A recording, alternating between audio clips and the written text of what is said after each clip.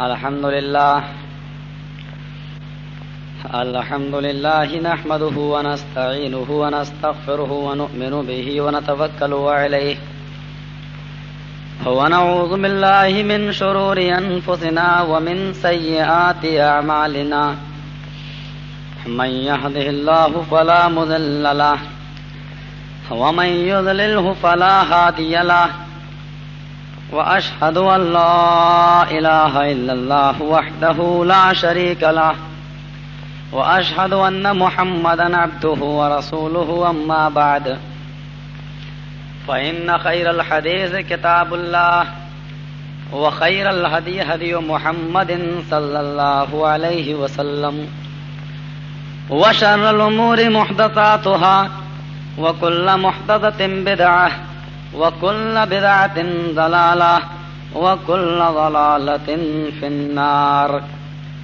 أعوذ بالله من الشيطان الرجيم. بسم الله الرحمن الرحيم.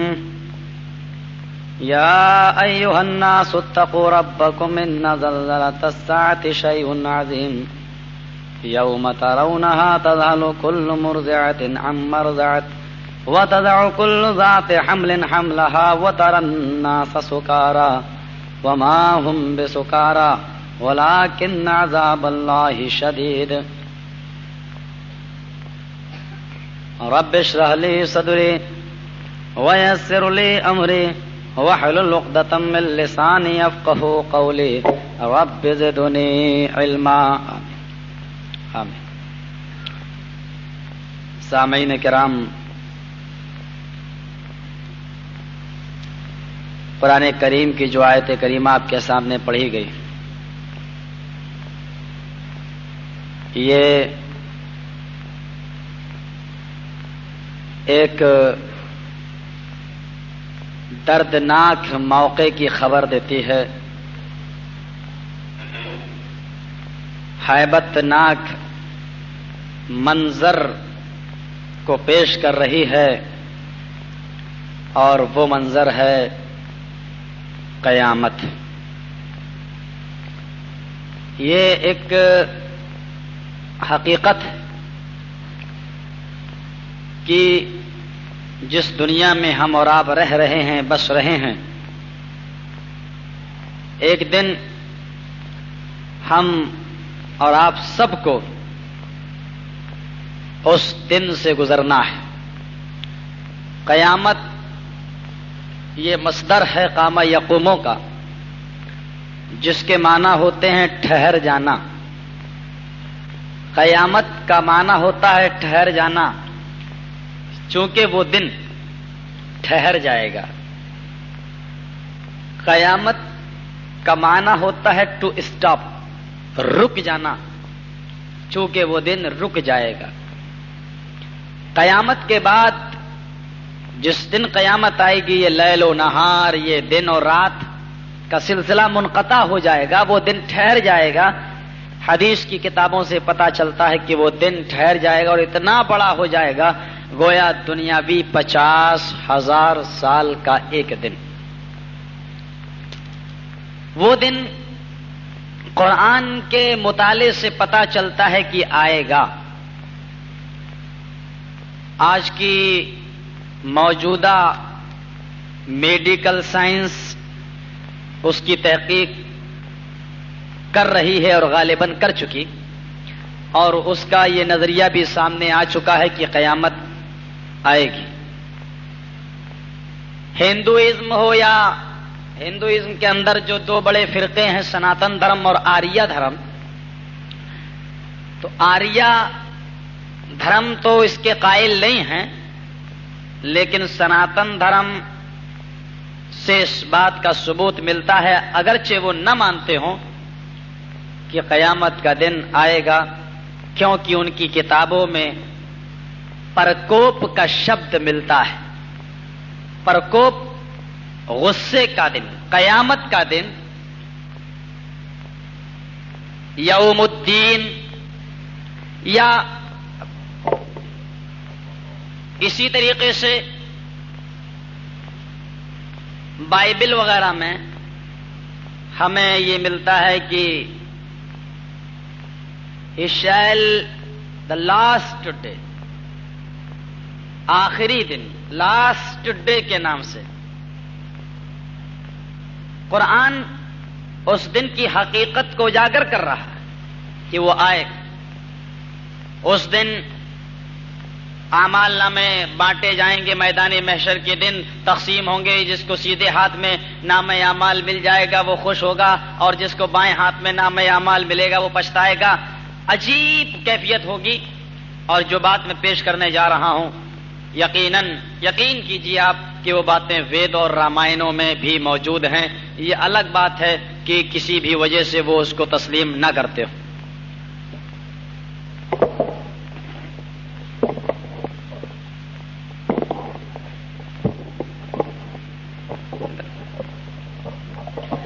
تو میرے دوست اور بزرگوں، ذرا آپ توجہ دیں گے ہماری اس ٹاپک پر جو آج ہم نے اٹھایا ہے، وہ ہے یہ قیامت۔ ہمارا یہ عقیدہ ہے کہ انسان مرنے کے بعد دوبارہ زندہ ہوگا، اس کو اچھے اور برے کاموں کی جزا و سزا دی جائے گی۔ اول ما یحاسب بہ العبد یوم القیامہ الصلاۃ، سب سے پہلے بندے سے جس چیز کا حساب ہوگا اللہ تبارک و تعالیٰ لے گا وہ نماز کا۔ ہمارا یہ عقیدہ ہے، ہم اس کو مانتے ہیں۔ لیکن ہمارا پڑوسی بھائی جو ہمارے اسی ہندوستان کی سرزمین پر رہتا اور بستا ہے، جس کو ہم ہندو دھرم کے نام سے یاد کرتے ہیں، ان کی کتابوں میں جب ہم پڑھتے ہیں تو ہمیں پتہ چلتا ہے کہ دو شبد آتے ہیں، دو۔ ایک کو وہ آواگمن کہتے ہیں اور دوسرے کو پنرجنم کہتے ہیں۔ زبردست ڈفرینس دونوں میں۔ بس ایسے ہی سمجھیے کہ دعا بغیر وسیلے کے قبول ہوتی ہے یا نہیں، ایک کہتا ہے کہ ہو جاتی ہے، دوسرا فرقہ کہتا ہے نہیں۔ زبردست ڈفرینس۔ سوال ان سے کیا، میں اپنے بھائیوں سے پوچھ کر تھک چکا ہوں، لیکن کوئی آنسر نہیں، ان کے پاس کوئی جواب نہیں۔ میں ان سے کہتا ہوں کہ نماز جب میں پڑھتا ہوں تو پڑھتا ہوں اس میں اہدنا الصراط المستقیم، اے اللہ ہم کو سیدھا راستہ دے، یہ بھی تو دعا ہے۔ کہتا ہے جی ہاں۔ میں نے کہا میں نماز پڑھتا ہوں اس میں یہ دعا مانگتا ہوں، اللہم انی ظلمت نفسی ظلما کثیرا ولا یغفر الذنوب الا انت، اے اللہ میں نے اپنے نفس پر بہت زیادہ ظلم کیا ہے، تیرے علاوہ کوئی گناہوں کو معاف نہیں کر سکتا، معاف کر دے۔ کہنے لگا جی ہاں یہ بھی دعا۔ میں نے کہا یہ دعا ایک ایسی دعا ہے کہ جو بغیر وسیلے کے پہنچتی ہے، ہم کسی پیر کا، ولی کا، بزرگ کا نام نہیں لیتے، پھر بھی ڈائریکٹ اللہ کے یہاں پہنچ جاتی ہے۔ بولا جی ہاں۔ نماز پڑھو ڈائریکٹ قبول، روزہ رکھو کسی پیر کا وسیلہ نہ دو، ڈائریکٹ اللہ تک پہنچ رہا ہے۔ حج کرو کسی پیر کا واسطہ نہ دو، ڈائریکٹ اللہ تک پہنچ رہا ہے۔ ہم زکوٰۃ دیتے ہیں کسی پیر کا وسیلہ نہیں لیتے، لیکن ڈائریکٹ وہ زکوٰۃ اللہ تک پہنچ رہی ہے۔ افسوس اس بات کا ہے کہ ہم نماز میں دعائیں مانگیں، وہ دعا بھی ڈائریکٹ اللہ سن رہا ہے، نماز ڈائریکٹ قبول کرتا ہے، روزہ ڈائریکٹ قبول کرتا ہے، حج ڈائریکٹ قبول کر رہا ہے، ساری چیزیں ڈائریکٹ قبول کرتا ہے، لیکن اولاد دینے کا ٹھیکہ یہ لوگ اوپر سے لے کر آئے ہیں۔ اولاد دینے کا ٹھیکہ یہ اوپر سے لے کر آئے ہیں، اولاد بغیر وسیلے کے نہیں ملے گی۔ ایک مرتبہ اجمیر جانے کا اتفاق ہوا، ایک صرف 8 آدمی اہل حدیث ہیں اجمیر میں، اب اس کو بھی لوگ شریف کہتے ہیں، جبکہ سب سے زیادہ کھڑے ہو کر پیشاب کرنے والے وہیں ملیں گے۔ آج اس جگہ کو بھی لفظ شریف کے نام سے یاد کیا جا رہا ہے، بڑی تعجب کی بات ہے۔ وہاں گیا تو پہنچا تو ہم نے کہا چلو ذرا دیدار کر لوں، بڑی مبارک جگہ ہے، لوگ آتے دنیا آتے ہیں، دنیا آتی ہے دیکھنے کے لیے، میں بھی چل کے ذرا دیدار کر لوں، دیکھ لوں ہے کیا اس میں۔ تو مردوں سے زیادہ عورتیں، مردوں سے زیادہ عورتیں، وہ عورتیں جن کے بارے میں اللہ کے نبی نے کہا لعنت اللہ علی زائرات القبور، قبروں پر زیارت کرنے والی عورتوں پر اللہ کی لعنت ہو، اللہ کی لعنت۔ وہاں عورتوں کا ہجوم اور زیادہ، اور تعجب تو یہ کہ کھلی ہوئی اجازت مسجد کے اندر بھی آنے کی نہیں عورت کو، کہ عورت خوشبودار تیل ڈال کر، پاؤڈر اور کریم لگا کر، خوشبو لگا کر، اللہ کے نبی نے کہا عیدگاہ میں نہ آئے، یعنی عیدگاہ میں مسجد میں نماز پڑھنے کے لیے بھی اگر آتی ہے تو اس کو اتنی اجازت نہیں کہ وہ تیل ڈال کر خوشبو لگا کر عطریات سے ملوث ہو کر اور ساری چیزوں سے آراستہ و پراستہ ہو کر آئے، اتنی اجازت نہیں. لیکن وہاں مزاروں پر کھلی ہوئی آزادی ہے. 250 گرام لپسٹک بھی چپڑی ہوں گی، آدھا کلو گوبر کی طرح پاؤڈر بھی اور کریم بھی، اور چہرہ کھلا ہے. مرد عورتیں دونوں ایک ساتھ دعائیں مانگ رہے ہیں، عورتیں سینہ پٹک رہی ہیں. یہ اللہ کی قسم مسجد میں ہوں، اللہ صبح بھی مجھے نصیب نہ ہو اگر میں جھوٹ بول رہا ہوں. احمد آباد کی سرزمین پر میں نے دیکھا، احمد شاہ کے دربار پر وہاں گیا. ایسے ہی ہم نے کہا ضرور ٹہلنے کے لیے، تو جب گیا تو کیا دیکھتا، عورت اپنے سینے کو اٹھا اٹھا کے پٹک رہی، اس کا کپڑا اوپر آ رہا ہے. نعوذ باللہ من ذالک. ایسی حرکتیں. اور قبر کا مجاور جو لوبان سلگاتا ہے وہی سب سے زیادہ اسی عورت کو تبرک دے رہا ہے، اسی عورت. میرے بھائیوں غور کیجئے کہ حالات اس اسٹیج پر پہنچ گئے. ایسا لگ رہا تھا اجمیر میں جیسے کتیا کے پیچھے 10 کتے لگے رہتے ہیں نا، ایسے ایک ایک عورت کے پیچھے، لڑکی کے پیچھے 10 یہ ہجڑے لگے ہوئے ان کے پیچھے. بالکل وہ کیفیت نظر آ رہی. محل مجھے کیا مطلب تھا، دیکھنا تھا. دیکھا کہ چلا تھوڑا سا بڑا، بڑھتے ہی دیکھا تو ایک آدمی منہ مبارک لیے ہوئے تھا. منہ مبارک، اللہ کے نبی کا بال. تو داڑھی کچھ نہیں، چہرہ بالکل چکنا، لگتا تھا جیسے آج ہی 3 روپے دے کر نائی کو گال کھچوا کے آیا. ایسا چکنا اور دڑمڈا اس کے پاس یہ نبی کا بال مبارک. میں شیروانی میں تھا، ٹوپی لگائے ہوئے تھا، اونچی لگ رہا تھا بریلوی. آگے بڑھا تو وہ آدمی میرا گریبان پکڑ کے کہتا ہے، کہاں جا رہے ہو؟ میں نے کہا کیوں، کیا ہوا؟ کہا کہ تبرک نہیں دو گے. ہم نے کہا کیسا تبرک؟ کہ یہ منہ مبارک میں نے آپ کو دکھلایا، یہ اللہ کے نبی کا بال ہے، آپ 5 روپے دیجئے. میں نے اپنے ساتھی سے کہا 5 روپے میں اس کو دے دوں گا، لیکن ایک کام کرو ذرا ماچس نکالو. تو وہ بولا یہ کیا کر رہے ہیں آپ؟ ہم نے کہا میں اس ماچس سے جلا کر، تیلی جلا کر میں اس بال کو جلاؤں گا. اگر یہ بال جل گیا تو یہ اللہ کے نبی کا بال نہیں ہو سکتا، اور اگر نہیں جلا تو اللہ کے نبی کا بال ہوگا. ہم 5 نہیں 500 دے دیں گے تجھے. بولا یہ کیسے؟ ہم نے کہا 1400 سال گزر گئے اور ابھی تک یہ بال محفوظ ہے. جنگ بدر ہوئی، خندق ہوئی، احد ہوئی، نہ جانے کتنی لڑائیاں ہوئی، اللہ کے نبی کے دور میں 80 جنگیں ہوئیں، تب بھی اس بال کا کچھ نہیں بگڑا. میدان کربلا ہوئی اور بڑی بڑی جنگیں ہوئی، آفتیں آئیں، طوفان آئے، مصیبتیں آئیں، لیکن اس بال کا کچھ نہیں بگڑا.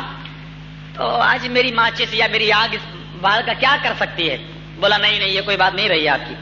ہم نے کہا ابراہیم علیہ السلام کو جب آگ میں ڈالا گیا تو اللہ تعالیٰ کا حکم ہوا کہ آگ تو سلامتی کے ساتھ ابراہیم پر ٹھنڈی ہو جا.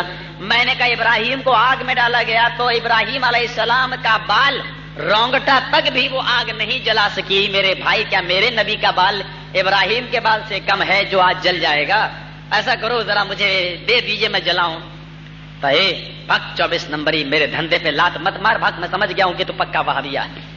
وہابیا نہیں، بہاوڑا، کہ پکا بہاوڑا. وہ ساری نعمتیں اللہ کا شکر ہے کہ وہ صرف ہمارے ہندوستانیوں کو نصیب ہے. اللہ کے نبی کا جوتا تو ہمارے ہندوستانیوں پر، اللہ کے نبی کا بال تو یہ بھی ہمارے ہندوستان کے پاس، اور سب دڑمڈوں کے پاس جن کو ایک وقت کی بھی نماز پڑھنے کی توفیق نہیں ہوتی، سب تبرکات انہیں کو مل گئے. اللہ کے نبی کا نالین مبارک تو ہندوستانیوں پر، اللہ کے نبی کا جبہ تو ہمارے ہندوستانیوں پر، اللہ کے نبی کی چھڑی تو دیوبند میں رکھی ہوئی ہے، جا کے دیکھ لیجیے، سارے ہندوستانیوں پر. بڑے افسوس کی بات ہے کہ جتنی چیزیں سب ہندوستانیوں کو مل گئی ہیں، ہمارے سعودی عرب کنگال ہو گیا، اس کو کچھ ملا ہی نہیں بیچاروں. اتنا غریب ملک، اللہ کے نبی کا ایک بال بھی اس جگہ موجود نہ ہو، اور ساری دولت ہمارے ہندوستانیوں پر. تعجب ہے میرے دوستو، میرے بزرگوں، ذرا سنجیدگی سے اس مسئلے کو سوچو، سنجیدگی سے. کیا یہ سارے تبرکات ہندوستان میں؟ اللہ کے نبی کا قدم مبارک احمد آباد میں رکھا ہوا، یہ احمد آباد. ارے اللہ کے نبی کا قدم جب اس جگہ آ گیا تو اس جگہ کیوں نہیں آیا؟ ارے اللہ کے نبی جب چل رہے تھے پیدل تو اس جگہ بھی قدم ہونا چاہیے، اس جگہ بھی ہونا چاہیے، اس جگہ بھی جہاں جہاں آپ گئے اس جگہ قدم ہونا چاہیے. لیکن صرف ایک ہی جگہ پر وہ قدم کیسے چپک کر رہ گیا، یہ سمجھ میں نہیں آتا مجھے.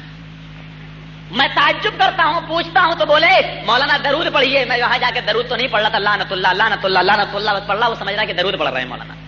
اور کیا کروں میرے دوستو، میرے بزرگوں، غور کیجئے حالات جب اس اسٹیج پر پہنچ گئے. میں عرض یہ کر رہا تھا کہ ہندوستان میں جو بڑا مذہب ہے جس کی تعداد 60 کروڑ تک پہنچی ہوئی ہے ہندوازم کی، اس میں سناتن دھرم میں پنرجنم اور آواگمن یہ دونوں ذکر آتے ہیں. ہمارے پاس آریہ مذہب کی کتاب یہاں رکھی ہوئی ہے ستیارتھ پرکاش. سوامی دیانند سرسوتی نے کتاب لکھی ہے ستیارتھ پرکاش، وہ اپنے ساتھ میں مطالعے میں رکھتا ہوں، تو راستے میں پڑھنے کے لیے یا کبھی ہندو بھائیوں سے ٹرین میں بحث ہو جاتی ہے تو ان کو دکھلانے کے لیے میں رکھتا ہوں. تو وہ ستیارتھ پرکاش میں یہاں تک لکھا ہوا ہے، سوامی دیانند سرسوتی لکھتے ہیں پرتتیم چارم دھرم گوپی تھائے پر ہو یتے مرو تیرے کے ناگہی.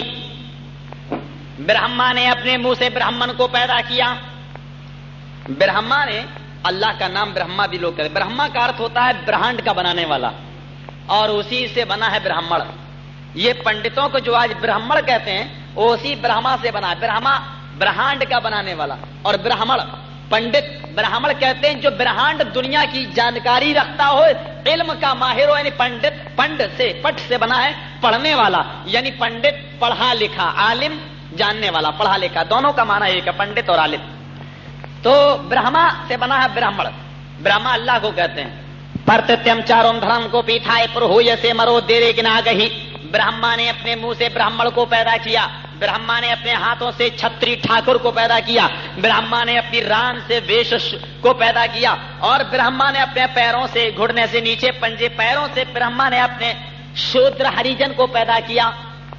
ہریجن چمار جو ہوتا ہے اس کو پیدا کیا. کس سے؟ پیروں سے.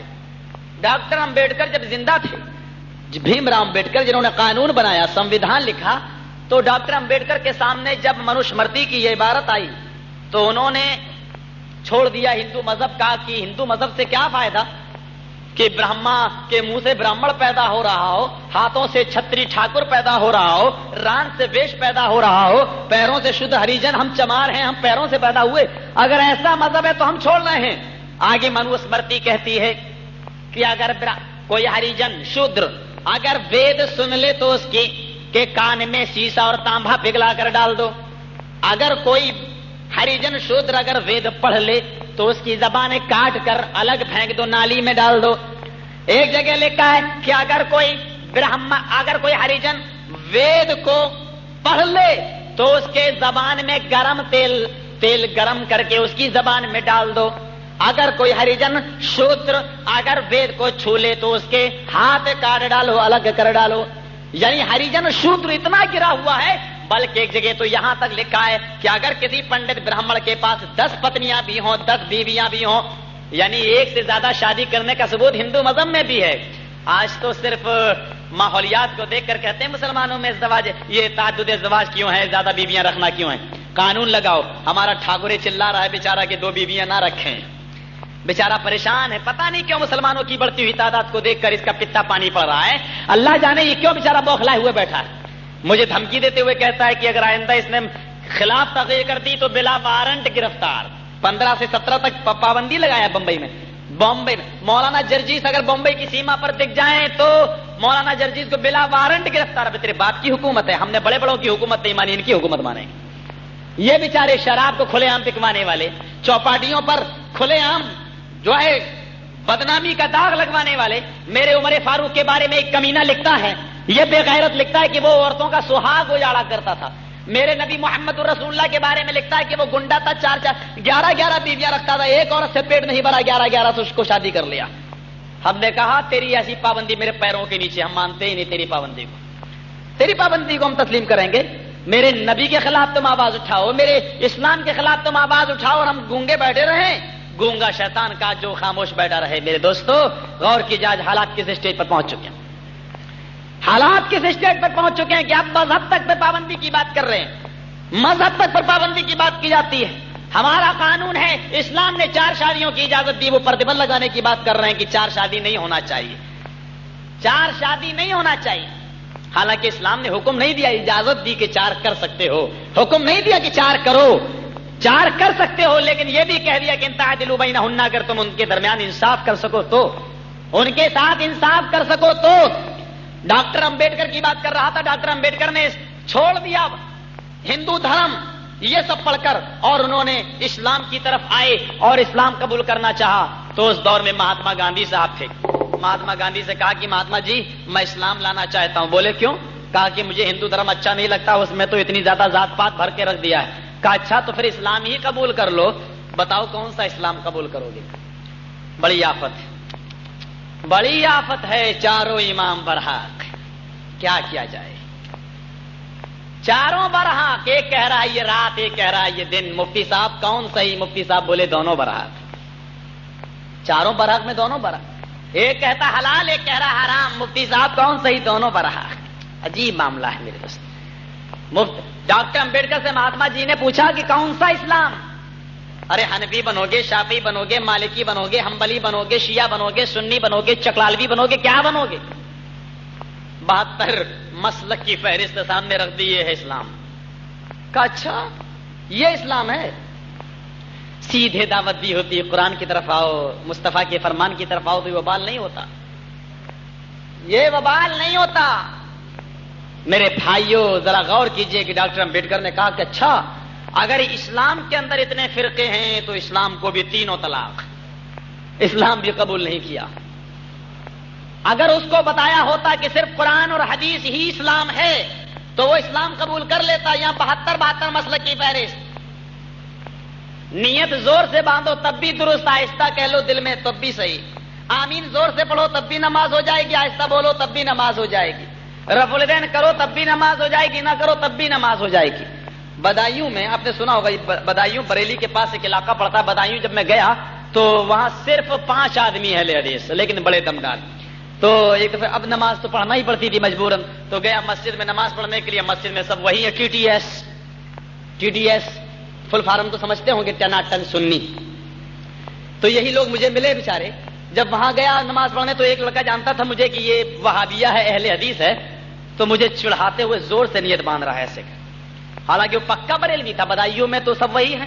ایسے کر کے آنکھیں پھاڑ پھاڑ کے اور کنکھی نظروں سے مجھے دیکھ دیکھ کے کہہ رہا نیت کرتا ہوں میں 2 رکعت نماز سنت واسطے اللہ تعالیٰ کے منہ میں رکھ قبلے شریف کی. اور بار بار مجھے دیکھ بھی رہا ہے ایسے. نیت کرتا ہوں میں 2 رکعت نماز سنت واسطے اللہ تعالیٰ کے منہ میں رکھ قبلے شریف کی طرف پیچھے سے امام کے اللہ اکبر. ہم نے کہا خیر کوئی بات نہیں. اب مجھ سے جو 5-6 اہل حدیث تھے جو لے کر گئے، بولے مولانا میں بے عزت ہو کر نہیں جاؤں گا، آپ بھی کچھ کہیے. ہم نے کہا پٹ کے جاؤ گے، گڑھ ان کا ہے. بولے کچھ نہیں ہوگا. ارے ہم لوگ ہیں، دیکھے کوئی تمہیں ہاتھ بھی نہیں لگا سکتا، چلیے کہیے آپ ان سے کچھ. ہم نے کہا دیکھو اینٹ کا جواب اینٹ ہی سے دیا جائے، کوئی ضروری نہیں کہ زیادہ سخت دیا جائے اور کوئی ضروری نہیں کہ ان سے بحث کیا جائے. انہوں نے جیسے نیت باندھی ہم بھی باندھتے ہیں. اور نماز تو مجھے قصر کرنا تھی، 2 رکعت پڑھ لیا تھا. ہم نے کہا چلو چلنا تو ہے ہی، نماز پڑھنا ہی نہیں جماعت کے ساتھ، نماز تو پڑھ ہی چکے ہیں، اب کثرت کر لوں، اٹھا بیٹھی کرنا ہے، ورزش کرنا ہے، تو کم سے کم نیت میں بھی زور سے باندھ لوں. 2 آدمیوں کے بیچ میں کھڑا ہو گیا. ایک طرف مسجد میں ایک جگہ ایک مرتبہ میں نے نظر ڈالی اور جتنی چیزیں مجھے نظر آئیں میں نے دیکھ لیا اور لگا زور سے میں بھی نیت باندھنے کے لیے. میں نے کہا نیت کرتا ہوں میں 2 رکعت نماز سنت واسطے اللہ تعالیٰ کے منہ میرا قبلے شریف کی طرف پیچھے سے امام کے دائیں میرا بڈھا باندھا مڈھا اوپر آسمان نیچے زمین اوپر پنکھے نیچے چٹائی پیچھے نل کی ٹوٹی آگے امام کا کھوپڑا سامنے گھڑی گھڑی میں بج رہے 2 اللہ اکبر کہہ کر میں نے بھی نیت باندھ لی. عجیب مسئلہ. جتنی چیزیں مجھے نظر آئیں ساری چیزوں کا نام لے ڈالا. دائیں بڈھا بادل مڈھا اوپر آسمان نیچے زمین اوپر پنکھے نیچے چٹائی پیچھے نل کی ٹوٹی آگے امام کا کھوپڑا سامنے گھڑی گھڑی میں بج رہے 2 ظہر کا وقت تھا. اللہ اکبر. اور نماز تو پڑھنا ہی نہیں تھی. جب سلام پھیرا میں نے تو وہ ایسے میرے اوپر جھپٹا جیسے کوئی بھوکا شیر کسی بکری اکری کے اوپر جھپٹتا ہو. مولانا تمہارے الفاظ حدیث میں نہیں ہیں. ہم نے کہا تو تمہارے الفاظ بھی تو حدیث میں نہیں ہیں. کہ نہیں میرے الفاظ میری حدیث میں ہیں. ہم نے کہا اگر حدیثیں الگ الگ ہیں تو پھر میرے الفاظ میری حدیث میں ہیں. بولا نہیں یہ تو کسی حدیث میں نہیں آیا. میں نے کہا وہ بھی کسی حدیث میں نہیں آیا. مولانا کے پاس گئے, مولانا کے پاس لے گیا. مولانا یہ لوگ نیت یہ باندھے ہیں. ہم نے کہا میرے یہاں نیت زور سے ہے ہی نہیں. وہ بولا ہمارے یہاں نیت زور سے ہے, ہم لوگ زور سے باندھتے ہیں. ہم نے کہا ہم باندھتے ہی نہیں, وہ تو تمہارے جواب میں نے باندھی. وہ بولا مفتی صاحب بتائیے کہ یہ لوگ نیت باندھتے ہی نہیں, زور سے کرتے نہیں, اور ہم لوگ زور سے کرتے, کون سا برحق کون صحیح؟ مفتی صاحب بولے دونوں برحق. مفتی صاحب نے جواب دیا دونوں صحیح ہے. امام شافعی کے نزدیک نیت آہستہ کر لی جائے تب بھی نماز ہوتی ہے, اور امام ابو حنیفہ رحمۃ اللہ علیہ کے نزدیک زور سے نیت باندھی جائے تب بھی نماز ہو جاتی, نماز ہو جاتی. اللہ کا شکر ہے کہ میرے مسلک کی حقانیت کا سب سے بڑا ثبوت یہ ہے کہ دشمن کو بھی میرے کسی مسئلے کے غلط کہنے کی جرات نہیں ہو سکی ہے. سب سے بڑی میری حقانیت کا سب سے بڑا ثبوت یہ ہے مسلک اہل حدیث کی صداقت کا کہ آج تک کسی دشمن کو بھی یہ کہنے کی جرت نہیں ہو سکی کہ تم غلط کرتے ہو. اوپر نیت باندھنا صحیح ہے کہ غلط؟ صحیح تو ہے، امام نے باندھی ہے. اللہ کا شکر ہے کہ کسی بھی انسان کو آج تک میرے کسی بھی مسئلے کے غلط کہنے کی جرت ہو ہی نہیں سکی ہے. یہ ہمارے مسئلے کے اور مسلک کی صداقت کی سب سے بڑی دلیل ہے. بات کیا کروں میرے دوستو، بات پھر آگے بڑھ گئی. میں عرض یہ کر رہا تھا اسی طریقے سے ہمارے ہندو بھائی آواگمن اور پنرجن میں پڑے ہوئے ہیں. دونوں مانتے ہیں آواگمن کا ارتھ ہوتا ہے آنا جانا. آواگمن کے مطلب ہوتا ہے آنا جانا. یہ ہندوستان میں ہماری ہندو مذہب کی کتاب کہتی ہے کہ 18,000 مخلوق پیدا ہوئی. 18,000 یونین. تو اگر آپ نے جھوٹ بولا ہوگا تو منو اسمرتی کہتی ہے کہ جھوٹ بولنے والے کو گدھے کا جنم ہوگا.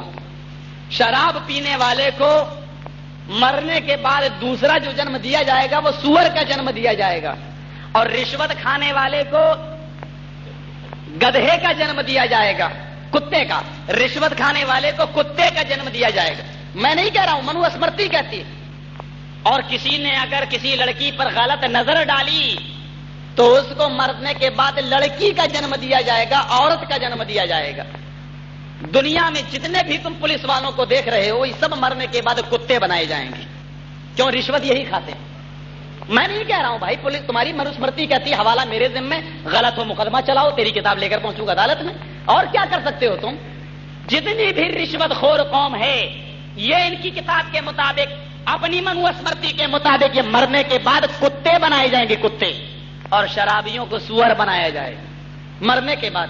اور منو اسمرتی یہ بھی کہتی ہے کہ دنیا میں جتنے بھی درخت پیڑ پودے تم دیکھ رہے ہو، جتنے بھی درخت پیڑ پودے دیکھ رہے ہو، یہ پیڑ پودے پہلے انسان تھے. انہوں نے جوا کھیلا، زنا کیا، زنا بلاತ್ಕಾರ، زنا ریپ کیا. یعنی یہ چکلوں پر اور طوائف خانوں میں گئے تو طوائف خانوں میں اپنی بیوی کو چھوڑ کر دوسری عورتوں کے ساتھ زنا کرنے والوں کو پیڑ و درخت کا جنم دیا جائے گا. دنیا میں آپ جتنے بھی پیڑ پودے دیکھ رہے ہیں یہ صرف پہلے انسان تھے. عقل یہی کہتی ہے نا، یہ سب پہلے انسان تھے، لیکن انہوں نے جب زنا کیا تب ان کو درخت بنا دیا گیا. تو دنیا میں جتنی بھی سبزی ہمیں ملتی ہے وہ پاپ کے نتیجے میں ملتی ہے. اگر ہم نے زنا نہ کیا ہوتا تو درخت نہ بنائے گئے ہوتے، اور جب درخت نہیں بنتے تو پھل پھول ہمیں نہیں ملتے. دنیا میں جتنی بھی بھینس اور گائے دیکھ رہے ہو یہ پہلے انسان تھے. انہوں نے گالی دی، گلوچ کیا، اپنے بھائیوں کو گالی دی، اس لیے ان کو بھینس اور بکرا بنایا گیا، گائے بنایا گیا. اگر یہ گالی نہیں دیتے تو بھینس اور گائے کا وجود نہ ہوتا. اس کا مطلب جب گالی نہ دیتے تو بھینس اور گائے نہیں بنتی، اور جب بھینس اور گائے نہیں بنتی تو پھر ہمیں دودھ نہیں ملتا، اور جب دودھ نہیں ملتا تو گھی اور مکھن کچھ نہیں ملتا. تو یہ ساری نعمتیں ہمیں برائی کے نتیجے میں مل رہی ہیں. برائی کرو، ہندو دھرم برائی کرنے پر اکسا رہا ہے. برائی کرو، برائی کرو دنیا میں. ابھی ہم بلونٹ، یہ ہمارے یو پی سائڈ کے لوگ یہاں زیادہ رہتے ہیں، بستی اور گونڈا کے. سدھارتھ نگر میں قصبہ ہے، قصبہ بلونٹ. بلونٹ میں میری تقریری پروگرام ہوا جب میں جھنڈا نگر میں تھا.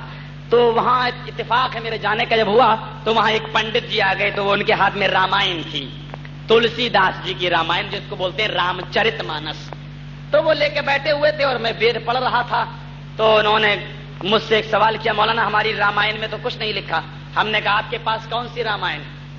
بولے رام چرت مانس تلسی داس جی کی. ہم نے کہا کہ اس کا ادھیائے نمبر اتنا، منتر نمبر اتنا، شلوک نمبر اتنا کھولیے.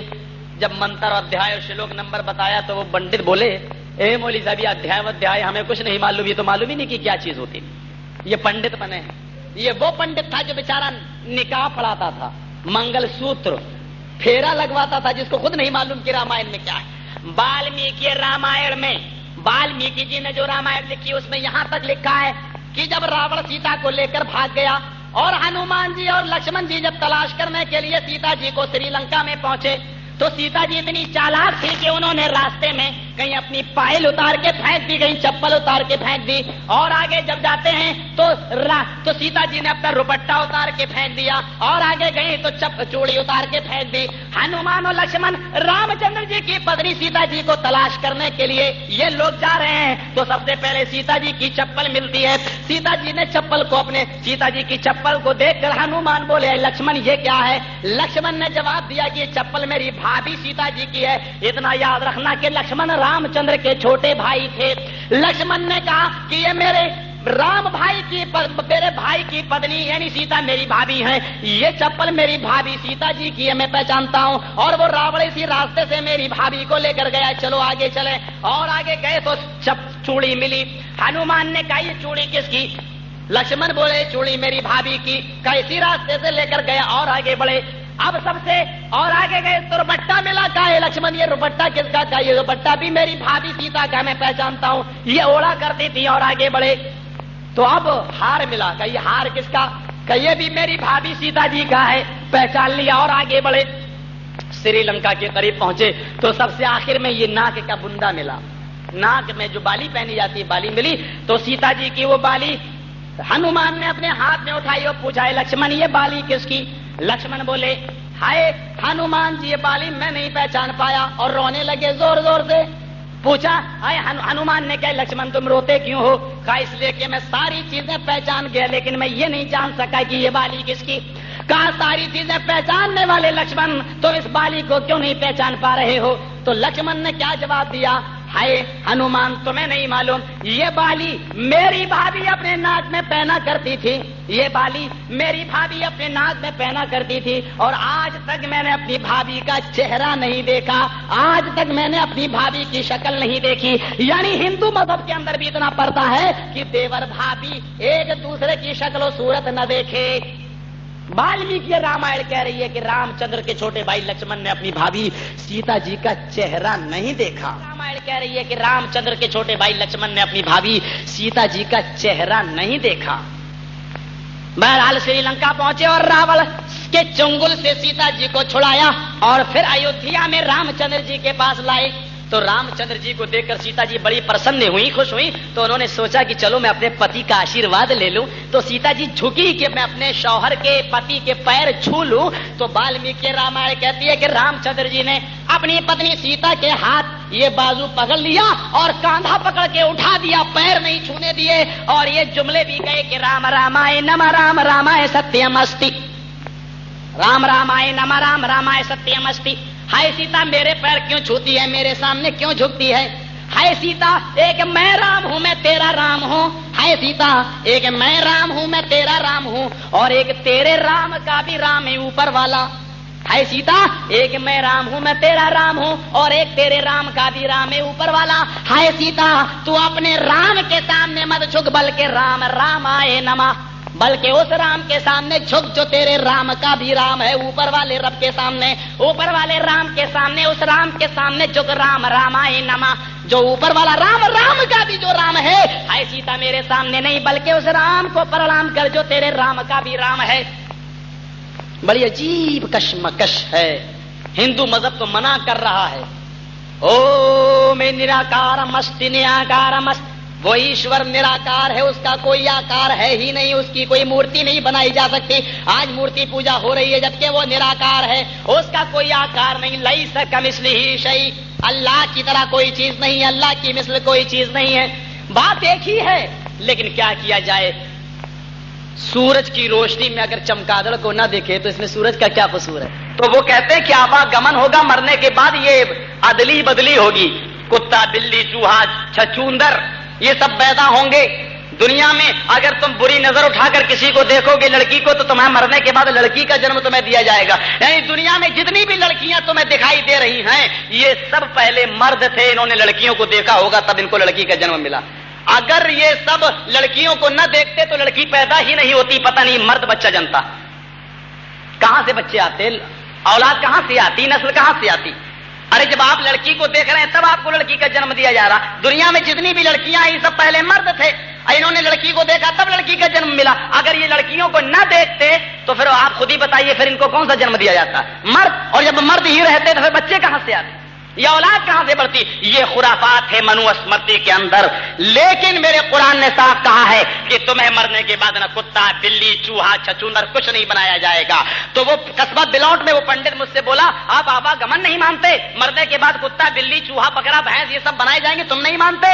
میں نے کہا پنڈت جی آپ مانتے ہیں؟ بولا ہاں میں مانتا ہوں. ہم نے کہا پنڈت جی تب آج رات سے دعا کرو اور یہ دعا کرو کہ اے اللہ، ہائے ایشور، مرنے کے بعد تم مجھے گدھا بنا دینا، سور بنا دینا، کتا بنا دینا.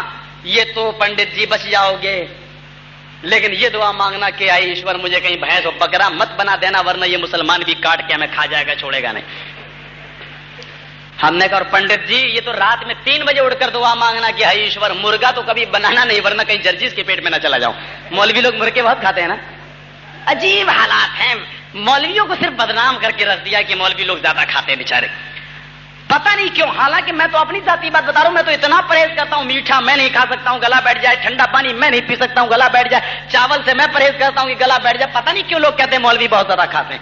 یہ تو ان کے اوپر بٹھاؤ جو بیچارے مزاروں پر بیٹھ کے کہتے ہیں مرغے کے خون سے تعویذ لکھوں گا، اب 2 کلو کا مرغا لے کر آؤ. ابے تیرے باپ کی حدیث تھی مرغے کے خون سے تعویذ لکھے. مرغے خون ناپاک، اب مرغے کے خون سے تعویذ لکھ رہا ہے. بدلیا چوراہا سدھارتھ نگر میں ڈومریا گنج سے پہلے پڑتا ہے، وہاں ایک صاحب بیٹھے رہتے ہیں اور کہتے ہیں 2 کلو کا مرغا لے کر آؤ، میں خون سے تعویذ لکھوں گا اس کے، اور پورا گوشت اس کے پیٹ میں چلا جاتا ہے. یہ تعویذ لکھ رہا. ہم نے کہا ان سے جا کر کہو کہ مرغے بہت کھاتے ہیں. آپ نے شاید سنا ہوگا کہ ایک موجودہ دور کے پیروں کی بات کر رہے ہیں، معاف کیجئے گا، شیخ عبد القادر جیلانی بغدادی رحمۃ اللہ علیہ جیسے پیر آج کہاں موجود ہیں؟ آج کہاں ہے؟ زمین کھا گئی آسماں کیسے کیسے. ان کے اوپر ان بے غیرتوں نے ان پر بھی الزام لگا دیا ہے، ان پر بھی الزام لگایا ہے. ہم موجودہ دور کے پیروں کی بات کر رہے ہیں. ایک عورت نے 3 پیروں کی دعوت کر دی، اور پیر بھی جانتے ہو کیا تقریر کر رہے تھے، مل کے کھاؤ، بیٹھ کے کھاؤ، بڑی محبت بڑھتی ہے. تو اس عورت نے 3 پیروں کی جب دعوت کی تو تینوں پیر آئے، کھچڑی پکائی، کھچڑی میں بہت سا گھی ڈال دیا بیچ میں، تو گھی ایک تھالی میں رکھ کر کھچڑی دے دی، لو تینوں لوگ مل کر کھاؤ. تو اب تینوں لوگ پیٹ میں اب کھلبلی مچنے لگی، اللہ یہ سارا گھی میرے پاس آ جائے. دوسرا سوچتا ہے اللہ میرے پاس آ جائے. تیسرے نے کہا کہ میں کیوں محروم رہ جاؤں، میرے پاس آئے. تو پہلا پیر کہتا ہے، جانتے ہو مولوی کی چت بھی اس کی، پٹ بھی اس کی. پہلا پیر کیا کہتا ہے، موجودہ دور کا پیر، ارے جنت میں جانتے ہو دودھ کی نہر کیسے بہ رہی ہوگی؟ اپنے ساتھی سے بولا جنت میں دودھ کی نہر کیسے بہ رہی ہوگی؟ بولا بھائی کیسے بہ رہی ہوگی؟ اب اللہ جانے وہاں جا کر دیکھوں گا. کہا نہیں تمہیں نہیں معلوم، میں بتاتا ہوں. اس نے تھالی میں انگلی ڈالی، گھی گرم تھا، نالی بنائی، گھی تو بہتا ہوا آ جائے گا. کہ اللہ تعالیٰ فرماتا جنت میں دودھ کی نہر ایسے بہ رہی ہوگی، تجری من تحتہا الانہار، جنت میں دودھ کی نہر ایسے بہ رہی ہوگی. اب وہ جو گڈھا بن گیا نالی، سارا گھی بہتے ہوئے اسی کے پاس چلا آیا. دوسرے نے کہا یا اللہ، سوچا تھا میں نے کہ مجھے مل جائے، وہ مار لے گیا. یہ اس نے کہا بھائی صاحب آپ نے صرف ایک ہی نہر کا تذکرہ کیا، ارے جنت میں دودھ کی، شہد کی، شراب کی، پتہ نہیں کس کس کی نہریں ہوں گی، اور تم ایک ہی نہر کا ذکر کر رہے ہو. ارے کم سے کم 2 نہروں کا ذکر تو کر دیے ہوتے. خیر تم نے نہیں کیا تو میں کیا دیتا ہوں. اس نے 2 انگلی ڈالی اور کہا اللہ تعالیٰ فرماتا جنت میں دودھ کی نہر عینان تجریان من تحت الانہار ایسے بہ رہی ہوگی. اس نے 2 انگلی ڈال کر سارا گھی اپنے پاس کھینچ لیا. تیسرے نے کہا یا اللہ سب مجھے ملنا چاہیے، لیکن اگر سب لوگ لڑ رہے ہیں تو کم سے کم مجھے اتنا ہی مل جائے جتنا سب کو مل رہا ہے، میں کیوں محروم رہ جاؤں. تو میں ایسا فارمولہ ایجاد کروں کہ تینوں کے حصے میں برابر برابر آ جائے تاکہ میں تو محروم نہ رہ جاؤں. تو تیسرے پیر نے کہا ارے تم جنت اور جہنم میں ابھی سے لڑ رہے ہو، ارے ابھی تو قیامت آئے گی، اور جانتے ہو پہلے قیامت سے نپٹو. قیامت آئے گی تو زمین میں زلزلہ پیدا ہوگا. جانتے ہو زمین کیسے ہلے گی؟ اس نے پوری پلیٹ اٹھائی اللہ کے بندے نے اور کہا اللہ تعالیٰ فرماتا ہے قیامت کے دن جب زمین ہلے گی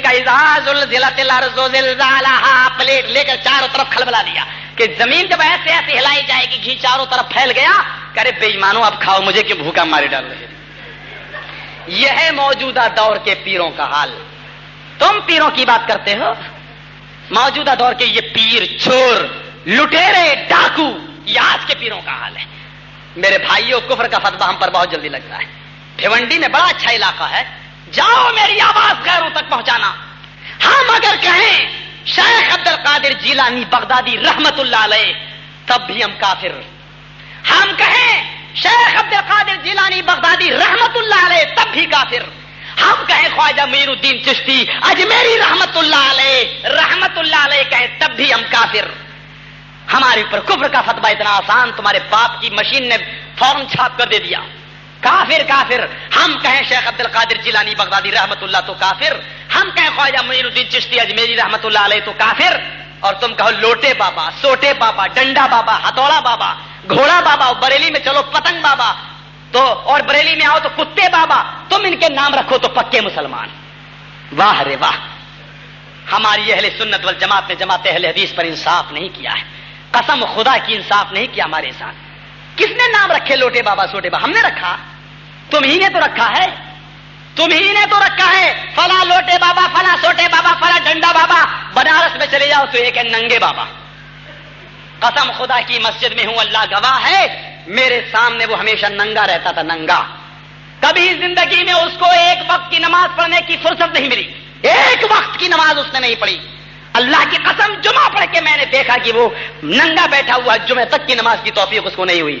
لیکن جب مرا, مرنے کے بعد آج بھی اس کی قبروں پر, آج 3 سال ہو چکے ہیں, 3 سال, اللہ گواہ ہے, آج 3 سال سے اس کی قبر پر چادر چڑھائی جا رہی ہے.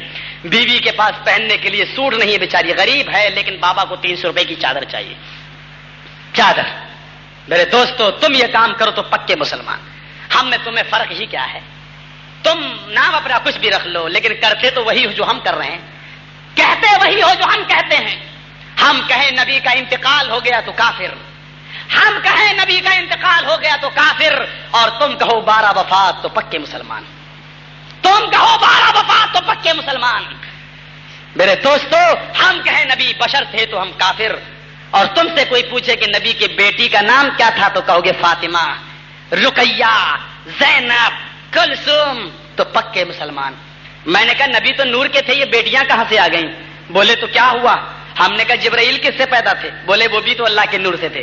ہم نے کہا جبرائیل کی بیوی کا کیا نام تھا؟ واہ, نور کی بھی کوئی بیوی ہوتی ہے. ہم نے کہا اچھا جبرائیل کے بیٹے کا کیا نام تھا؟ کہ وہاں نور کی بھی کوئی بیٹا اور بیٹی ہوتی ہے. ہم نے کہا جبرائیل اللہ کے نور سے پیدا تھے, ان کی بیوی نہیں, ان کے بیٹا بیٹی نہیں, محمد اللہ کے نور سے پیدا ہے, بیوی بھی ہے, بیٹے بھی ہے, بیٹیاں بھی ہے. تمہارا انصاف کیا ہے؟ بولے بھاگ 24 نمبری, تیری بات سمجھ میں نہیں آتی. عجیب حالت, جب سوال کر لوں تو 24 نمبری. میرے بھائیو ذرا غور کرو, سنجیدگی سے ان کو سمجھاؤ, سنجیدگی سے. ایک کتاب میرے پاس آج بھی رکھی ہوئی ہے, الملفوظ, کتاب سید قطب الصحاب کی لکھی ہوئی. کتاب کے ٹائٹل پر اوپر لکھا ہوا ہے احمد رضا خان صاحب رضی اللہ تعالی عنہ, رضی اللہ تعالی عنہ. اس کتاب کے الملفوظ میں جس کو حوالہ دیکھنا ہو چلے آؤ, میرے پاس بھیونڈی میں لے کر آیا ہوں. الملفوظ میں لکھا ہے کہ اگر عورت بچہ پیدا کر رہی ہو, جن رہی ہو, اور وہ عورت آدھا بچہ پیدا کر چکی ہو, تب بھی وہ عورت نفسا نہیں ہے, تب بھی وہ عورت ایسی نہیں کہ وہ نماز چھوڑے. یعنی آدھا بچہ پیدا کر چکی ہو اور آدھا بھی بطن میں ہو, پیٹ میں ہو, ابھی آدھا بچہ پیدا ہوا آدھا نہیں, ایسی حالت میں بھی عورت پر نماز فرض ہے. نماز پڑھے گی کیسے؟ حکمت سیکھو احمد رضا خان صاحب سے, حکمت سکھا رہے ہیں کہ ایسی حالت میں نماز کیسے پڑھے. زمین میں گڈھا کھودے, اس میں بیٹھ کر نماز ادا کرے, یا پھر کڑھائی ڈیگ جس میں پلاؤ وغیرہ پکایا جاتا ہے, اس ڈیگ پر اس طرح بیٹھے کہ بچے کو تکلیف نہ ہو اور نماز ادا کرے. میرے بھائیوں, کوئی ہمیں یہ بتائے کہ اس حال میں بعض ہمارے کچھ ڈاکٹرز کی ریسرچ ہے کہ عورت جب بچہ جنتی ہے تو اس کو اتنی تکلیف ہوتی ہے کہ اگر اس عورت کی تکلیف کو زمین پر پھینک دیا جائے تو زمین کی چھاتی بھی پھٹ جائے, زمین بھی برداشت نہ کر سکے, اتنی تکلیف. اب اس تکلیف کی حالت میں جو وہ عورت بچہ جن رہی ہو, اس کو گڈھا کھودنے کی فکر ہوگی, اس کو کڑھائی اور ڈیگ پر بیٹھنے کی فکر ہوگی. ذرا غور کیجیے, آج شریعت کو بالائے طاق رکھ کر آج ان لوگوں کو رضی اللہ تعالیٰ عنہ کہا جا رہا ہے اور یہ فتوے دیے جا رہے ہیں. میرے بھائیوں, یہ آپ کے بھائی ہیں, ان کو آپ کیسے سمجھائیں گے؟ کفر کا فتویٰ ہم نہیں دیتے, یہ میرے باپ دادا کی شریعت نہیں کہ ہم کفر کا فتویٰ دیں. یہ تو جن کو ٹھیکہ ملا ہے وہ لوگ دیں کفر کا فتویٰ. جو تازیہ نہ نکالے وہ کافر, جو کوڑے نہ نکالے وہ کافر, جو محرم پہ کھچڑا نہ کھائے وہ کافر. اور ایک صاحب تو مجھے ایسے بھی ملے, بولے مولوی صاحب محرم کا کھچڑا حلال ہے کہ حرام؟ میں نے کہا اگر کسی کے نام پر بنایا جاتا ہے تو قطعی حرام ہے. بولے کہ ہر چیز کے جب نر حلال ہوتا ہے تو مادہ بھی حلال ہوتی ہے. میں نے کہا کیا مطلب؟ بولے بکری حلال ہے. میں نے کہا جی ہاں. تو بولے بکرا بھی حلال ہے. میں نے کہا جی ہاں. تو بولے کہ اونٹ حلال ہے. ہاں. کہا اونٹنی بھی حلال ہے. میں نے کہا جی ہاں. کہا مرغا حلال ہے. کہاں؟ کہا مرغی بھی حلال ہونی چاہیے. میں نے کہا وہ بھی حلال ہے. مولوی صاحب جب نر حلال تو مادہ بھی حلال. جب کھچڑی کھا لیتے ہو تو کھچڑا کیوں نہیں کھاتے ہو؟ کھچڑی کھاتے ہو تو کھچڑا بھی حلال ہونا چاہیے. بارے بغیرت، اللہ الٹی سمجھ کسی کو نہ دے ایسی، اونٹ رے اونٹ تیری کون سی کلسی تھی، کہ مطلب کھچڑی حلال تو کھچڑا کیوں نہیں کھاتے؟ ہم نے کہا اچھا بکری بکرے کے ملاپ سے بچہ پیدا ہوتا ہے، اور اونٹ اور اونٹنی کے ملاپ سے بچہ پیدا ہوتا ہے، مرغا اور مرغی کے ملاپ سے انڈا پیدا ہوتا ہے، تیری کھچڑی اور کھچڑے کے ملاپ سے کون پیدا ہوا ذرا بتا تو؟ چلا گیا، جب یہ دلیل پوچھو تو چلے جاتے، تم سے کون بحث کرے؟ بات آگے بڑھتی جا رہی ہے۔ میرے دوستوں بزرگوں، اسلام نے صاف طور سے ایسے رسم و رواج کو میٹا اور ختم کیا اور کہا کہ صرف کتاب اللہ اور سنت رسول میں جو چیزیں ہیں ان کو مانو، اور اگر ان سے تم انحراف کرو گے تو راہ راست سے پھٹک جاؤ گے، سیدھے راستے سے تم پھر جاؤ گے۔ اور اسی کو میں آگے بڑھاتے ہوئے اپنی بات کو کہہ رہا ہوں کہ آواگمن کا جب کوئی ثبوت ہمیں ہندو کتابوں میں نہیں ملا، لیکن پنرجنم کا ثبوت ہمیں ملتا ہے۔ پنرجنم، پنرجنم ہندو مذہب کی کتاب میں پنرجنم آیا۔ پن کے معنی پھر، پن کے معنی دوبارہ، اور جنم کے معنی پیدائش۔ پنرجنم دوبارہ پیدائش، یعنی حقیقت کا اعتراف ہندو دھرم بھی کر رہا ہے کہ دوبارہ پیدا ہونا ہے، دوبارہ پیدائش ہوگی۔ سن لو، اللہ تعالیٰ دوبارہ پیدائش کو کس انداز سے بیان کر رہا ہے کہ اے میرے بندو تمہیں دوسری زندگی ملے گی، تمہیں دوبارہ بھی پیدا ہونا ہے، تمہیں دوبارہ جنما جائے گا، دوبارہ بھی قبروں سے اٹھایا جائے گا، یہی حالت ہوگی تمہاری، تمہارے جسم بھی ایسے ہوں گے۔ ایحسب الانسان ان یترک سدی، اللہ تعالیٰ فرماتا ہے ایحسب الانسان ان یترک سدی الم یکن نطفة من منی یمنی ثم کان علقة فخلق فسوی فجعل منه الزوجین الذکر والانثى الیس ذلک بقادر علی ان یحیی الموتى۔ اللہ تعالیٰ نے عرش والے نے فرمایا کیا ہے لوگوں، تمہیں دوبارہ کیسے پیدا کیا جائے گا سیکھ لو، ہم تمہیں بتا رہے ہیں۔ ایحسب الانسان ان یترک سدی، کیا انسان یہ سوچ بیٹھا ہے، کیا انسان یہ گمان کر رہا ہے کہ اس کو بغیر حساب و کتاب کے چھوڑ دیا جائے گا؟ نہیں نہیں، بغیر حساب و کتاب کے نہیں چھوڑا جائے گا۔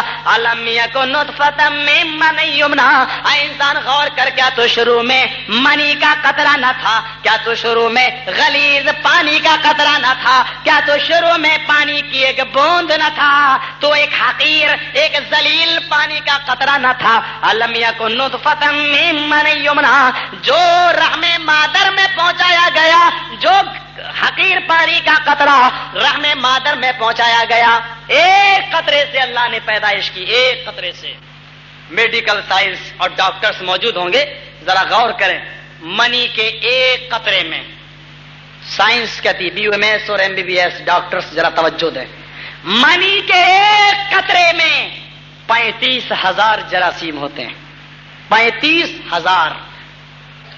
ڈاکٹر احمد ابن حجر آل بوتامیر رحمت اللہ علیہ، جو دنیا کے بڑے ڈاکٹر ہیں، انہوں نے اپنی کتاب میں لکھا ہے کہ منی کے ایک قطرے میں 35,000 جراثیم، اور 35,000 جراثیم کے اندر ہر جراثیم میں، یعنی ہر ایک جرثومے میں یہ طاقت ہوتی ہے کہ اللہ تعالیٰ اس سے ایک بچہ پیدا کر دے۔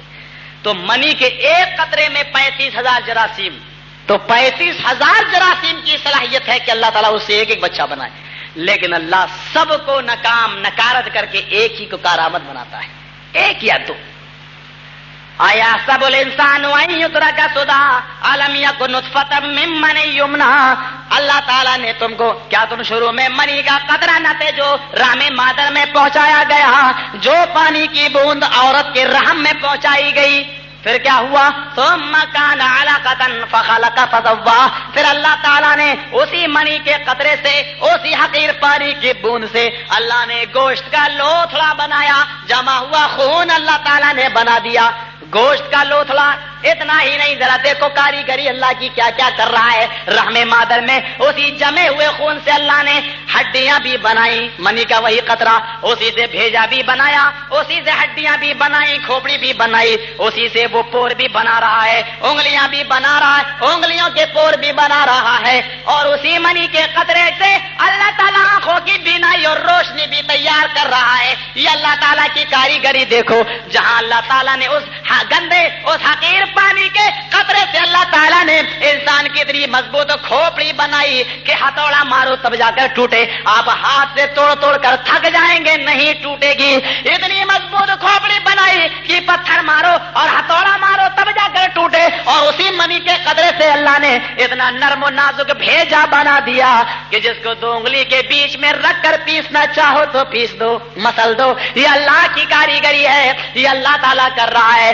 اللہ تعالیٰ نے ساری دنیا کے اور اسٹوڈنٹس اور یونیورسٹیوں میں پڑھنے والے طالب علموں کو چیلنج دیا ہے کہ تم ایک مکھی بھی نہیں بنا سکتے ہو, تم کسی انسان کے سر کا بھیجا بھی نہیں بنا سکتے ہو. ساری دنیا کے انسان اگر مل بھی جائیں پھر بھی ایسا نہیں کر سکتے. اللہ تعالیٰ رحم مادر میں یہ سارے کام کر رہا ہے. اسی منی کے قطرے سے اللہ انسان کتنی مضبوط کھوپڑی بناتا ہے کہ ہتھوڑے مارو تب جا کر ٹوٹے. اور اسی منی کے قطرے سے اللہ تعالیٰ اتنا نرم و نازک بھیجا بھی بنا رہا ہے کہ 2 انگلیوں کے بیچ میں رکھ کر کچلنا چاہو, پیسنا چاہو تو پیس سکتے ہو, مسلنا چاہو تو مسل سکتے ہو. اتنا ہی نہیں, اللہ تعالیٰ نے اسی منی کے قطرے سے تمہارے دماغ میں ہزاروں تاروں کا کنیکشن ڈالا اور ہزاروں تاروں کا کنیکشن ڈال کر تمہیں 2 چمکتے ہوئے ٹیوب لائٹ بھی دے دیے. آنکھیں تمہیں دے دی, تم ان سے ہر دنیا کی چیز کو آسانی سے دیکھ سکتے ہو. اللہ نے یہ تمہیں بینائی بھی عطا کر دی, یہ روشنی بھی اللہ تعالیٰ نے دے دی. اور اس کے بعد اللہ تعالیٰ سنو, آج کی سائنسی دنیا کہتی ہے, آج کے میڈیکل سائنس کہتی ہے کہ انسان کا یہ جسم جو اللہ تعالیٰ نے رحم مادر میں سمیٹ دیا ہے, اس انسان کے پورے جسم کے اندر 360 جوڑ ہوتے ہیں. انسان کے پورے جسم کے اندر 360 جوڑ ہوتے ہیں. اور ان 360 جوڑوں کو اگر لائن سے لگا دیا جائے, لائن سے یعنی ایک ہیرا کر دیا جائے, 360 جوڑوں کو اگر لائن سے لگا دیا جائے تو ایک انسان کی لمبائی 980 میل تک پہنچ جائے گی. 980 میل تک. میں نہیں کہہ رہا ہوں, یہ آج کی اس دنیا کی میڈیکل سائنس کہہ رہی ہے کہ اتنی زیادہ اللہ تعالیٰ نے انسان کو سمیٹ دیا ہے رحم مادر میں کہ اگر اس کے ان 360 جوڑوں کو اگر لائن سے لگا دیا جائے تو تم دیکھو گے کہ انسان 360 اجزاء پر مشتمل, جوڑوں پر مشتمل انسان 980 میل تک پہنچ جائے گا. 980 میل کی لمبائی والے اس انسان کو اللہ تعالیٰ نے رحم مادر میں سمیٹ دیا. عورت کے پیٹ میں ایک بالشت جگہ میں سمیٹ دیا. ایک بالشت جگہ میں اللہ تعالیٰ نے اس 980 میل لمبے انسان کو سمیٹ کر ماں کے رحم میں بنا دیا. اور اتنا ہی نہیں بلکہ اللہ تعالیٰ یہ بھی کہتا ہے پھر ہم نے فجعل منہ الزوجین الذکر والانثى, بس انسان بنا کر نہیں چھوڑا بلکہ ہم نے اس کو رحم مادر میں لڑکا لڑکی بھی بنا دیا, نر اور مادہ بھی بنا دیا. لڑکا اور لڑکی بنانے پر قادر بھی ہم ہیں. ہاں یہ تو ایک الگ بات ہے, موجودہ دور کا الٹرا ساؤنڈ دیکھ کر یہ بتا سکتا ہے کہ رحم مادر میں لڑکا ہے یا لڑکی, لیکن لڑکا اور لڑکی بنانا یہ کسی سائنسی دنیا کا کمال نہیں ہو سکا. اللہ تعالیٰ نے رحم مادر میں لڑکا ہے یا لڑکی یہ بھی بنا دیا. یہ ساری طاقتیں اللہ تعالیٰ کے پاس ہے. او میرے بندو, او ساری کائنات کے انسانوں, اب تم یہ بتاؤ کہ جب ہم رحم مادر میں یہ سارے کام ایک مرتبہ کر سکتے ہیں, جب ہم منی کے قطرے سے کھوپڑی بنا سکتے ہیں, بھیجا بنا سکتے ہیں, پیٹ بنا سکتے ہیں, پیٹ بنا سکتے ہیں, ریڑھ کی ہڈی تیار کر سکتے ہیں, گھٹنے بنا سکتے ہیں, انگلی اور اس کے پور بنا سکتے ہیں, جب ہم ساری چیزیں ایک مرتبہ کر سکتے ہیں, الیس ذالک بقادر علی ان یحیی الموتى, تو کیا وہ اللہ جو ایک مرتبہ یہ سارے کے سارے کام کر ڈالے تو کیا وہ اس بات پر طاقت نہیں رکھتا, کیا وہ اس چیز پر قادر مطلق نہیں ہے کہ وہ انسان کو مرنے کے بعد دوبارہ پیدا کر دے, انسان کو مرنے کے بعد دوبارہ بنا دے, کیا وہ اس بات پر قادر مطلق نہیں ہے؟ اللہ حکیم نے پوری کی پوری میڈیکل سائنس اس کے اندر داخل کر دے. اور میرا نبی 1400 سال پہلے آئے, 1400 سال پہلے آئے, امی ہیں, کسی نے پڑھایا نہیں ہے، لیکن اتنی بڑی میڈیکل سائنس بتا کر جا رہے ہیں۔ اے ڈاکٹروں تم بھی سن لو، نبی اکرم کی سیرت سے اگر انحراف کرو گے تو قسم خدا کی تمہاری ڈاکٹری بھی نہیں چل پائے گی۔ یہ ساری کی ساری حکمت، یہ ڈاکٹری اگر آج میڈیکل سائنس جو ایجاد کر رہی ہے، یہ نبی اکرم کے بتائے ہوئے فارمولے تھے جو آج ایجاد ہو کر سامنے آ رہے ہیں۔ اللہ کے نبی نے کہا جب تمہیں چھینک آئے تو کہو الحمدللہ۔ دنیا کے کسی بھی مذہب کی اسٹڈی کر ڈالو، ساری دنیا ریلیجن چیلنج، تمام مذہب والوں کو چیلنج، ان کے مذہب کی کتابوں میں یہ نہیں ملے گا کہ اگر تمہیں چھینک آئے تو رام رام کہو یا او مائی گاڈ کہو، نہیں۔ اللہ کے نبی نے کہا جب چھینک آئے تو کہو الحمدللہ۔ کیوں؟ جب چھینک آتی ہے تو میڈیکل ڈاکٹروں سے پوچھو کہ جب چھینک آتی ہے تو آدمی کے دل کی دھڑکن آدھے سیکنڈ اشاریہ 0.5 سیکنڈ کے لیے، یعنی تقریباً آدھے سیکنڈ کے لیے دل کی دھڑکن بند ہو جاتی ہے۔ 0.10 سیکنڈ کا 1 سیکنڈ ہوتا ہے، 60 سیکنڈ کا 1 منٹ، لیکن 1 سیکنڈ 0.10 سیکنڈ کا 1 سیکنڈ، 1 سیکنڈ تو 0.5 سیکنڈ کے لیے، یعنی تقریباً آدھے سیکنڈ کے لیے دل کی دھڑکن بند ہو جاتی ہے۔ آدمی کو چھینک آئی، ہو سکتا ہے دل کی دھڑکن بند ہو، وہ آدمی مر ہی جائے، ہارٹ اٹیک ہو جائے، ختم ہو جائے۔ اللہ کے نبی فرماتے ہیں جب چھینک آئی الحمدللہ اس لیے کہو کہ چھینک آئی تیرے دل کی دھڑکن بند ہو گئی، ہو سکتا تھا کہ تو مر جاتا، لیکن تو نے اپنے آپ کو زندہ سلامت اور باحیات دیکھ لیا تو اللہ تعالیٰ کی تعریف بڑائی بیان کر الحمدللہ علی کل حال۔ تمام تعریفیں اس اللہ کے لیے ہر حال پر کہ جس نے مرنے کے بعد دوبارہ بھی زندگی مجھے بخش دی ہے۔ یہ تمام تعریفیں اللہ کے لیے ہیں، اللہ کا شکریہ ادا کیا جاتا ہے کہ اللہ تو نے ہمیں دوبارہ زندگی دے دی، میرے مرنے کے بعد تو نے ہمیں دوبارہ حیات بخش دی۔ یہ دعا کی جاتی ہے۔ میرے بھائیوں غور کیجئے، تمام چیزیں میڈیکل سائنس سے بھری پڑی ہیں۔ اللہ کے نبی فرماتے ہیں جب تم پیشاب کرنے کے لیے جاؤ تو تم پانی کے اس کو ساتھ لے کر جاؤ، استنجا کرو تو پانی کو اپنی شرمگاہ پر ڈال لو۔ اب دیکھیے میڈیکل سائنس کیا ہے، یہ نبی اکرم کی حکمت کی تعلیمات کا۔ آج میڈیکل سائنس کی تجربہ دیکھو کیا ہے۔ لوگ آج ڈاکٹر کہتے ہیں کہ پیشاب کے اندر ایسڈ پایا جاتا ہے، ڈاکٹر کہتے ہیں کہ پیشاب میں ایسڈ پایا جاتا ہے۔ کچی زمین، مٹی کی زمین ہو، اس کو کھود لیں آپ اور اس پر تیزاب آپ ڈالیں تو آپ دیکھیں گے کہ تیزاب ڈالنے کے بعد پانی کے ببولے اٹھیں گے، تیزاب زمین کو جلائے گا۔ اور اسی کچی زمین پر اگر آپ پیشاب کریں تو آپ کو بھی پیشاب کرنے کے بعد پانی کے ببولے نظر آئیں گے۔ جو کیفیت تیزاب کے زمین پر ڈالنے سے ہوتی ہے وہ پیشاب کرنے سے آپ کو ہوگی، وہی کیفیت نظر آئے گی۔ پیشاب میں ایسڈ پایا جاتا ہے، ایسڈ، تیزاب۔ اور میرے مسلمان بھائیوں اگر صحیح مسلمان ہو تو سن لو، جو لوگ پینٹ کی چین کھول کر گدھے اور کتے کی طرح پیشاب کرنے کے عادی ہیں تم کان کھول کر سن لو میری بات۔